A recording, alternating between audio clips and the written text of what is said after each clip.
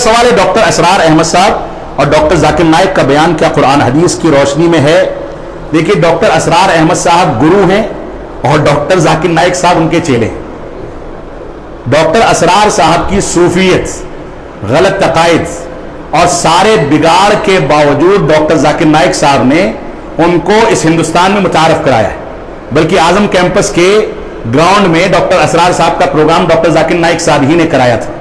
Doctor Asrar साहब की फिक्र ने खवारिज की फिक्र को एक नया रूप दिया है और डॉक्टर असरार साहब अपनी तकरीरों में, अपनी किताबों में, अपने बयानात में इस बात की सराहत करते हैं कि दुनिया का निज़ाम अख्ताब चलाते हैं, औलिया चलाते हैं, अल्लाह रब्बुल आलमीन नहीं चलाता।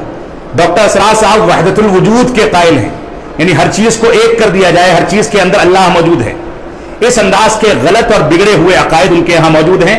लोग उनसे एक चीज में बहुत मुतासिर हैं, वो चीज क्या है? उनकी जबान बड़ी शानदार है। जबान तो बहुत से लोगों की शानदार होती है।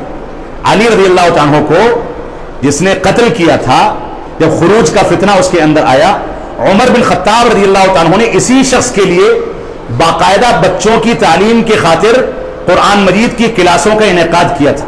कुरान मजीद इतना खूबसूरत पढ़ता था और उसके ऊपर जब हद्दन उसको कत्ल किया जाने लगा तो उससे पूछा कि तुम बताओ कुछ चाहते हो?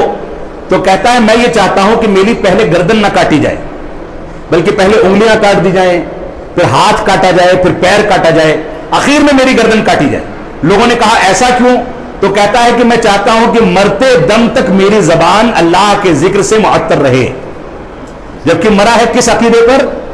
खवारिज और इस्लामी खुलफा को कत्ल करने के अकीदे पर, इस अंदाज के जुर्म को अंजाम दे करके।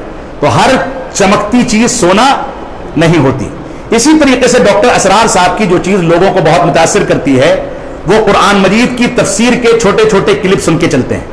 अगर कुरान मजीद की तफसीर, उनकी जो बयान करदा तफसीर है, उसको आप मनहजे सलफ की तफसीर पर तोलेंगे तो अक्सर जगहों पर यह मिलेगा कि उन्होंने तफसीर बिल राय कायम की है या खवारिज की तफसीर पर कुरान मजीद को समझाया है। मनहजे सलफ की तफसीर वो पेश नहीं करते।